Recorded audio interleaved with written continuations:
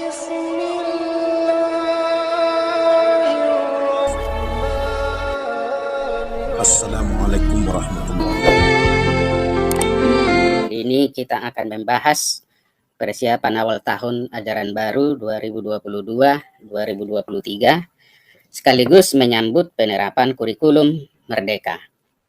Tentu bagi sekolah yang sudah menerapkan kurikulum ini, khususnya sekolah penggerak, persiapan ini tinggal melanjutkan lagi. Namun bagi sekolah yang akan melaksanakan kurikulum Merdeka tahun ini, baik kategori mandiri belajar, mandiri berubah, dan mandiri berbagi, hal ini sangat penting. Pertanyaan besarnya adalah apa yang harus dipersiapkan guru dalam implementasi kurikulum tersebut.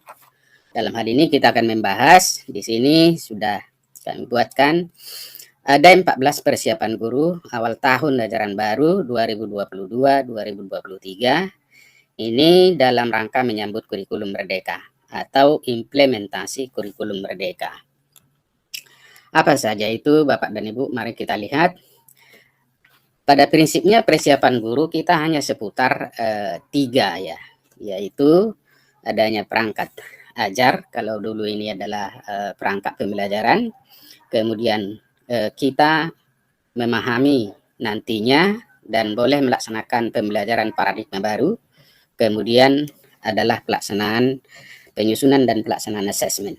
Nah, 3 persiapan ini masing-masing guru harus dipersiapkan dengan matang, sebab memang ini tidak mudah karena perlu penyesuaian dan juga perlu menambah literasi sehingga informasi-informasi yang terbaru berkaitan dengan kurikulum Merdeka ini dapat direncanakan dan juga dapat diimplementasikan. Baik Bapak dan Ibu guru, mari kita coba lihat bagaimana mempersiapkan perangkat ajar tersebut. Jadi kita akan mulai yang pertama perangkat ajar, karena ini menyangkut perencanaan. Tanpa perencanaan kita tidak bisa melaksanakan dengan baik proses pembelajaran. Nah, bagaimana kita mempersiapkan perangkat ajar itu?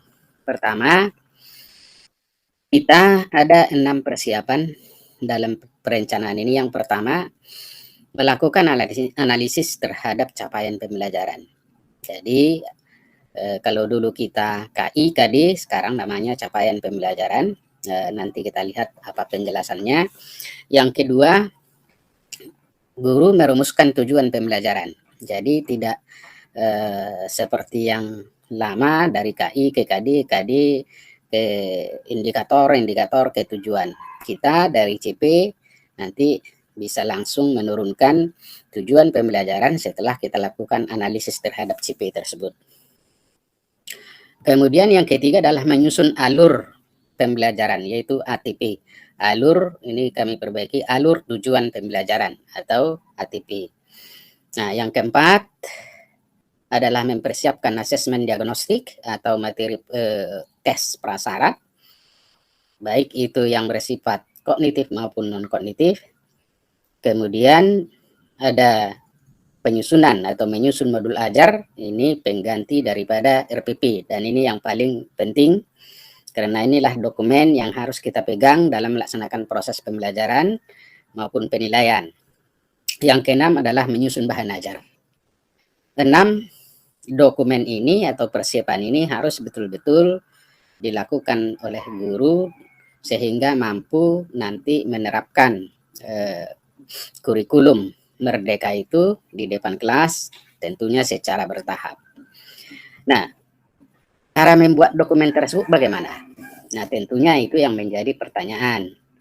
Nah, yang pertama sekali kita memperoleh atau miliki capaian pembelajaran yang bisa kita ambil dari keputusan Kepala Badan Standar Kurikulum dan Asesmen Pendidikan Kementerian Pendidikan, Kebudayaan, Riset, dan Teknologi nomor 08 HKR 2022. Ini boleh di-download dan saya kira sudah tersedia di grup WhatsApp itu masih banyak dan juga boleh diminta dari sekolah.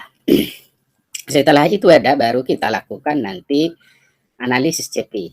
Nah, analisis CP ini contoh format dan tidak begitu mengikat. Jadi capaian pembelajaran kita isikan yang kita ambil dari BSKA tadi.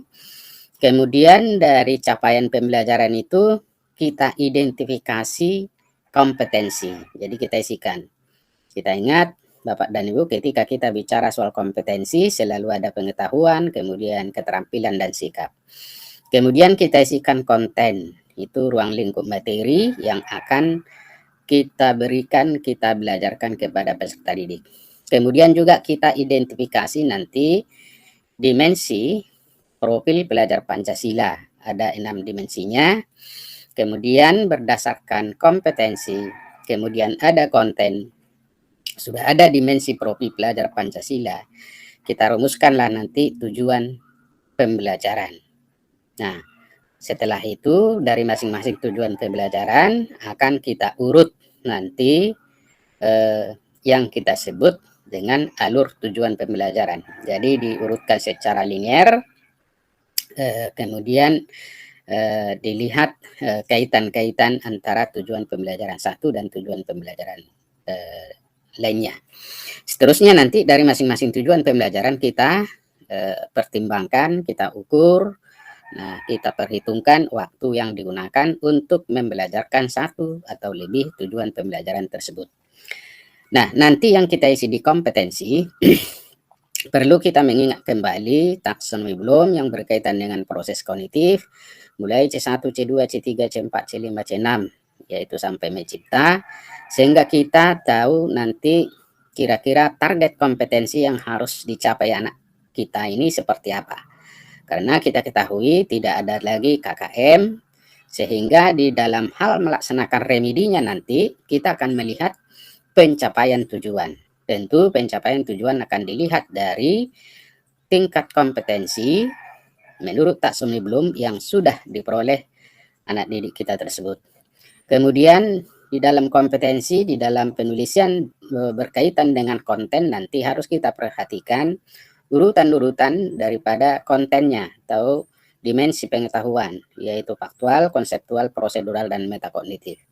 Selanjutnya, kita akan tetap menerapkan apa yang kita sebut 4C, yaitu berpikir kritis, kemudian kreatif, komunikatif, dan kolaboratif. Nah, di dalam konten, kita isikan saja nanti ruang lingkupnya, kemudian dimensi profil pelajar Pancasila, ya ada 6 dimensi, tetapi bukan hanya 6 dimensi, kita perhatikan, kita lihat lagi elemen dari dimensi tersebut.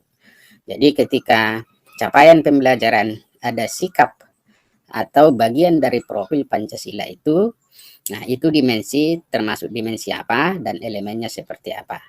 Nah ini yang disebut dengan analisis capaian pembelajaran. Format ini tidak mengikat, bisa dikembangkan, bisa juga langsung dibuat ATP-nya di sini sehingga tinggal memindahkan. Namun untuk sederhananya ya cukup saya kira yang 5 kolom ini. Setelah kita lakukan analisis terhadap capaian pembelajaran, maka nanti kita merumuskan tujuan pembelajaran. Nah, tujuan pembelajaran itu selalu ada 3 di sana yang harus diperhatikan. Pertama ada kompetensi, yang kedua ada konten, yang ketiga ada variasi. Walaupun di dalam perkembangannya karena kita masih bertahap, untuk variasi memang tidak harus dipaksakan dulu. Jadi yang penting tujuan pembelajaran itu sudah ada, memiliki kompetensi dan konten itu yang paling utama. Variasi boleh dibuat dan boleh tidak. Nah, di dalam kompetensi kita harus menggunakan KKO. Kemudian konten harus kita perhatikan tingkatan materi, itu tadi mulai dari faktual, konseptual, prosedural, dan metakognitif. Sedangkan variasi itu berkaitan dengan 4C, critical thinking, collaborative, communication, dan kreatif. Nah, contoh misalnya seperti ini. Menyajikan solusi untuk menangani perubahan kondisi dalam permukaan bumi akibat faktor manusia ini dalam geografi. Nah, penulisan tujuan pembelajaran bisa juga diawali dengan peserta didik atau siswa, tapi tidak harus. Yang penting ada kompetensi, yaitu menyajikan. Nah, ini harus kita lihat nanti di mana C berapa ini, karena ini yang harus dituju. Kemudian, ruang lingkup materinya itu perubahan kondisi dalam permukaan bumi. Nah, inilah yang disebut dengan konten. Sedangkan variasi untuk menjadikan anak ini berpikir kritis ada akibat faktor manusia. Nanti akan ketika ini dibelajarkan, akan ada anak ini dia berpikir kritis dan kreatif melihat apa yang faktor-faktor dari ditinjau dari seluruh manusia yang membuat kondisi perubahan permukaan bumi ini. Nah, ini variasinya. Jadi ini contoh salah satu dari perumusan tujuan pembelajaran. Setelah kita rumuskan tujuan pembelajaran, baru nanti ada namanya alur tujuan pembelajaran. Ini tertinggal alur tujuan pembelajaran atau ATP. Nah, alur tujuan pembelajaran ini, atau memang kadang disebut ini alur pembelajaran, tapi adalah rangkaian tujuan pembelajaran yang tersusun secara sistematis. Jadi sistematis terencana dan logis ya menurut waktu ya, menurut tingkatan-tingkatannya. Jadi logis dia di dalam fase secara utuh dan menurut urutan pembelajaran sejak awal hingga akhir satu fase. Jadi kita ketahui Bapak dan Ibu diulang kembali melihat fase yang dimulai dari fase A yaitu kelas 1 dan 2, fase B kelas 3 dan 4 dan seterusnya. Kalau di SMA hanya 2 fase yaitu fase E dan fase F. Kemudian alur ini disusun secara linear, jadi lurus dia sebagaimana urutan kegiatan pembelajaran yang dilakukan dari hari ke hari untuk mengukur CP. Jadi ini tangga sebenarnya secara bertahap sampai nanti mencapai capaian pembelajaran. Jadi tidak boleh tumpang tindih, harus dilihat urutan-urutannya sehingga nanti bisa sampai dia ke CP. Nah, kalau sempat terbalik urutan-urutannya itu lagi tidak benar. Misalnya aturan ada materi yang sangat dasar atau esensial, taunya itu kemudian diberikan setelah ada materi-materi selanjutnya itu kurang tepat. Maksudnya ada materi itu memang yang pendekatannya secara hierarki. Contohnya konsep B tidak bisa dipahami sebelum konsep A. Nah, memang walaupun ada materi itu yang pendekatannya juga sipural, yang tidak begitu memperhatikan jenjang urutan-urutan materi. Nah, ini yang disebut dengan alur tujuan pembelajaran. Jadi kita bisa namai TP1, TP2, TP3, dan nanti sampai akhir fase di kelas 1, umpamanya kalau di SD ya. Dan kemudian diawali lagi nanti dari awal fase di kelas 2. Nah, mari kita lihat penjelasannya. Langkah-langkah menyusun alur tujuan pembelajaran itu pertama, tadi lakukan analisis CP pada fase tertentu sudah, yaitu kita ambil CP-nya, kemudian kita analisis. Kemudian kita lakukan identifikasi kompetensi sudah, yaitu mengenali kompetensi apa yang harus target pencapaian anak. Kemudian kita rumuskan tujuan, setelah itu kita identifikasi lagi dan sub elemen profil Pancasila sudah. Kemudian baru kita susun tujuan pembelajaran itu secara linear atau urutan kegiatan. Baru nanti kita buat di awal fase A umpamanya tujuan pembelajaran 1, kemudian tujuan pembelajaran 2, tujuan pembelajaran 3. Bisa saja nanti urutannya ini ada tujuan pembelajaran yang saling terkait. Nah, saling terkait materinya juga sehingga bisa didekatkan. Nah, itu penamaan indeks 1, 2, 3 dilihat dari keterkaitan antar materi dan juga target yang dicapai. Nah, kemudian nanti akhir fase A umpama baru kita kembali lagi nanti ke fase A untuk kelas 2. Ini kan kelas 1 untuk kelas 2. Dan selanjutnya ini contoh ya. Nanti dan Ibu dibaca lagi tujuan penyusunan alur tujuan pembelajaran. Nah, apalagi yang mau kita persiapkan? Kemudian kita persiapkan lagi yang kita sebut dengan asesmen diagnostik. Ini ada 2, ada diagnostik kognitif dan juga ada tes asesmen diagnostik non kognitif. Ini tersendiri dilihat dari YouTube, ini tidak nampak ada YouTube, nanti akan kami sertakan link di deskripsi video ini. Kemudian yang kelima kita membuat modul belajar. Nah, Modul belajar ini pengganti RPP, tapi tidak berarti kalau Bapak dan Ibu masih mau membuat RPP, boleh-boleh saja, ya.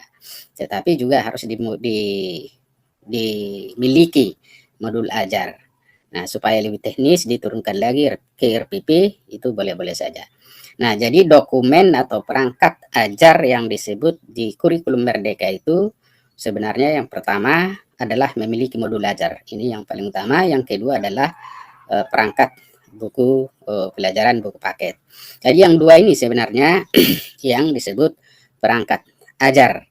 Nah, di dalam modul ajar itu tentu ada nanti bahan ajarnya, ada lagi sebelum membuatnya ada lagi analisis capaian pembelajaran. Nah, itu yang rentetannya. Tapi dokumennya cukup modul ajar dan buku paket yang digunakan, buku ajar.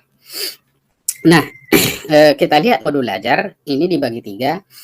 Ada informasi umum yang terdiri dari identitas sekolah, kompetensi awal, kemudian profil pelajar Pancasila, sarana dan prasarana, target peserta didik, ya, kemudian model yang digunakan. Ini termasuk informasi umum. Nah, kemudian ada lagi informasi inti yang harus dijelaskan di modul ajar, terdiri dari tujuan pembelajaran, pemahaman bermakna, ada pertanyaan pemantik, ada kegiatan pembelajaran, ada asesmen, kemudian pengayaan dan remedi, kemudian ada refleksi peserta didik dan guru. Jadi refleksi ini tidak boleh tertinggal. Nah, itu bagian inti. Jadi bagian lampiran ada lagi lembar kerja peserta didik atau LKPD atau LKS apalah namanya, tetapi lembar kerja untuk siswa. Kemudian bahan bacaan guru dan peserta didik disertakan. Kemudian ada glosarium dan yang terakhir adalah daftar pustaka. Ini ada satu tertinggal, daftar pustaka. Kemudian sistematika ini boleh dikurangi atau ditambah, tetapi disarankan bahwa bagian kegiatan inti ini ya dipertahankan karena ini menjadi inti di dalam proses pelaksanaan pembelajaran dan juga asesmen. Nah, inilah modul ajar, lengkapnya bisa ditonton di dalam video modul ajar di channel YouTube ini, di sentra kompetensi ini, untuk lebih paham kita tentang penyusunan modul ajar. Nanti linknya akan kami sertakan. Kemudian persiapan bahan ajar, kita ketahui bahan ajar itu bisa bahan ajar cetak, bisa bahan ajar non cetak. Misalnya bahan ajar cetak adalah LKPD, presentasi, diktat modul dan sebagainya. Kemudian bahan ajar non cetak bisa juga video, tape recorder, LMS, internet, dan CD, dan sebagainya. Nah, ini disertakan sebenarnya bagian yang tidak terpisahkan dari modul ajar. Nah, ini kalau memang LKPD ya dilampirkan, lampiran daripada modul ajar. Nah, Bapak dan Ibu, itulah perencanaan yang harus dimiliki dan harus dilakukan oleh guru sehingga sukses dalam menerapkan kurikulum Merdeka Belajar di dalam kurikulum Merdeka.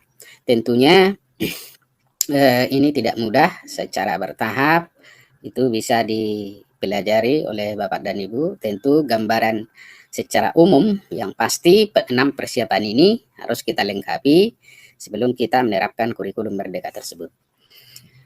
Kemudian apa yang harus dipersiapkan dalam pembelajaran paradigma baru? Nah, ada beberapa hal yang harus kita pelajari. Kalau tadi di perencanaan, ini pelaksanaan. Nah, dengan pembelajaran paradigma baru. Ada 5 persiapan pembelajaran ini.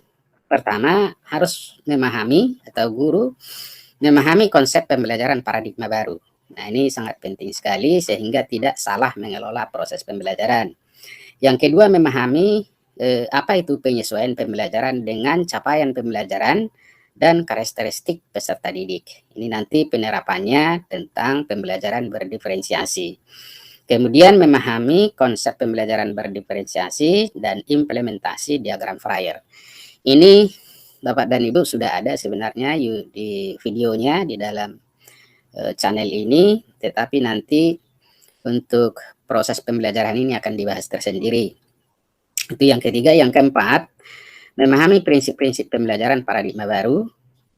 Kemudian memahami berbagai model pendekatan metode yang bervariasi. Dan yang terakhir tentu setelah itu dipahami secara konsep, tinggal lagi menerapkan pembelajaran paradigma baru tersebut di kelas yang menjadi tanggung jawab Bapak dan Ibu. Nah, ini bagian penting yang harus kita pahami di dalam proses dalam melaksanakan pembelajaran itu di depan kelas. Kemudian yang ketiga, apa yang harus dipersiapkan dalam asesmen? Di sini ada beberapa hal yang harus kita persiapkan. Pertama, memahami dulu konsep asesmen dalam kurikulum Merdeka. Nah, mulai asesmen ini memang ada 3, asesmen diagnostik, asesmen formatif, kemudian ada sumatif. Kemudian KKM lagi tidak ada, kita dalam melaksanakan remedi nanti berdasarkan pencapaian tujuan pembelajaran. Nah, ini harus dipahami. Yang kedua, prinsip pelaksanaan asesmen itu harus betul-betul dipahami guru sehingga tidak salah memberikan. Jadi tidak istilah ulangan harian, pas, semester, memang istilah itu tidak begitu populer lagi atau tidak digunakan di kurikulum Merdeka. Kemudian kita mampu nanti menyusun asesmen, baru melaksanakan asesmen. Tentu 1, 2, 3 ini yang sangat penting dipersiapkan dulu secara keilmuan, baru setelah itu dapat nanti melaksanakan asesmen. Nah, untuk pelaksanaan pembelajaran kurikulum Merdeka dan pelaksanaan asesmen nanti akan bisa Bapak Ibu tonton di video bagian 2 dalam persiapan guru. Nah, demikian kira-kira perjumpaan kita di dalam diskusi ini. Terima kasih, sampai jumpa lagi nanti di bagian 2. Bapak dan Ibu silahkan di-subscribe supaya video-video selanjutnya dapat nanti dilihat atau ditonton sehingga bisa menambah informasi kita terhadap pendidikan. Selanjutnya nanti akan kami sertakan link-link yang diperlukan untuk bisa memperhatikan misalnya penyusunan modul, kemudian asesmen. Sebenarnya sudah ada videonya dan linknya nanti disertakan di video ini. Sekali lagi saya ucapkan terima kasih dan salam sehat buat kita semua.